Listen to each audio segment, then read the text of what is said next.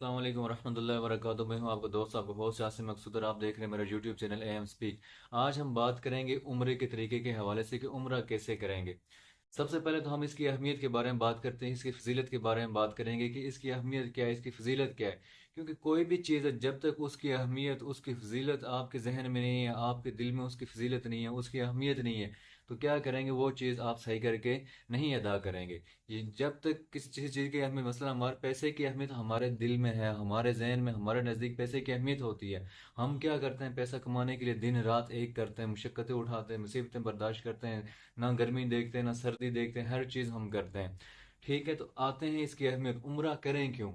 اس کے لیے سب سے پہلے رب ذوالجلال، رب کائنات نے ارشاد فرمایا، وَأَتِمُّوا الْحَجَّ وَالْعُمْرَةَ لِلَّهِ، حج اور عمرہ کرو کس کے لیے، اللہ کے لیے۔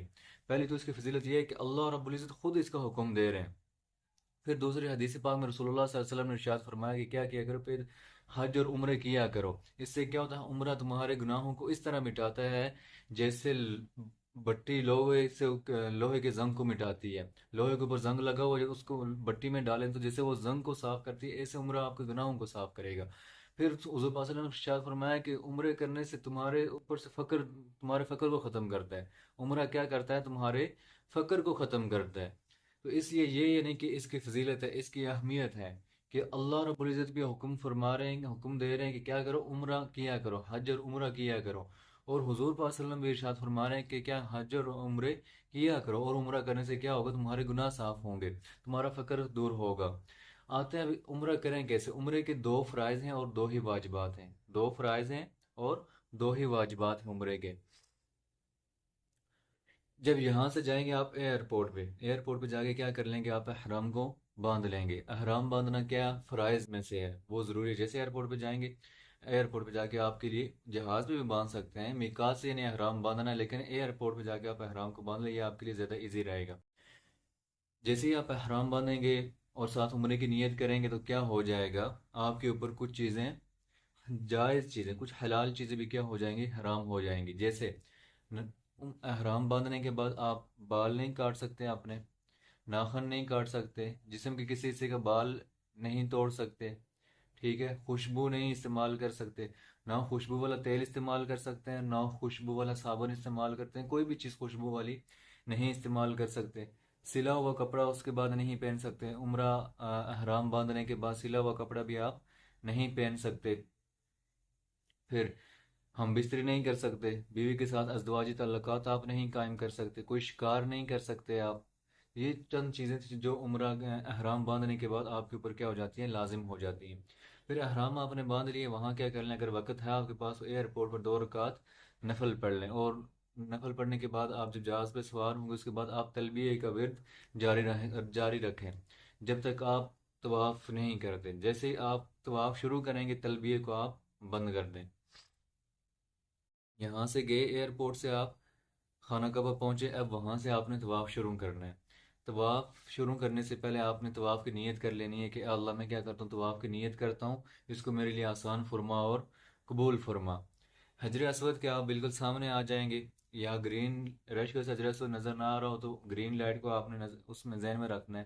گرین لائٹ کو دیکھتے ہوئے کیا کریں گے، آپ سب پہلے حجر اسود کو سلام کریں گے، استلام کریں گے حجر اسود کو۔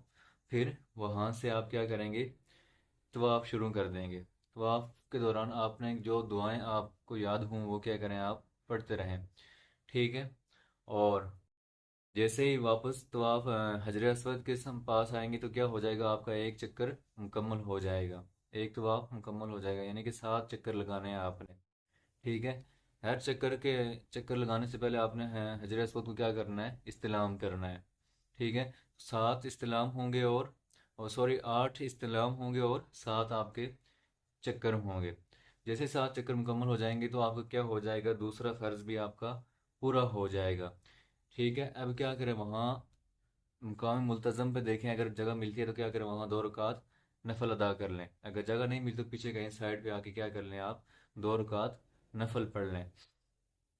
نفل پڑھنے کے بعد پھر کیا کریں، وہاں اللہ سے خوب دعائیں مانگیں، اور پھر آپ چلے جائیں گے صفا مروہ کی طرف، ٹھیک ہے۔ صفا مروہ پہ جا کے آپ نے کیا کرنا ہے، صفا مروہ کی سعی کرنی ہے، ٹھیک ہے۔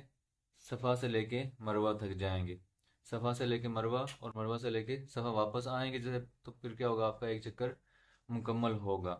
اور اس میں آپ نے دیکھنا ہے گرین لائٹس جہاں لگی ہوں گی، اوپر گرین لائٹس لگی ہوں گی، وہاں سے کیا کرنا ہے آپ نے، رمل کرنا ہے، یعنی کہ اپنے سینے کو باہر نکال کے تو اکڑ اکڑ کے چلنا ہے یا تیز چلنا ہے آپ نے، اسے رمل کہتے ہیں۔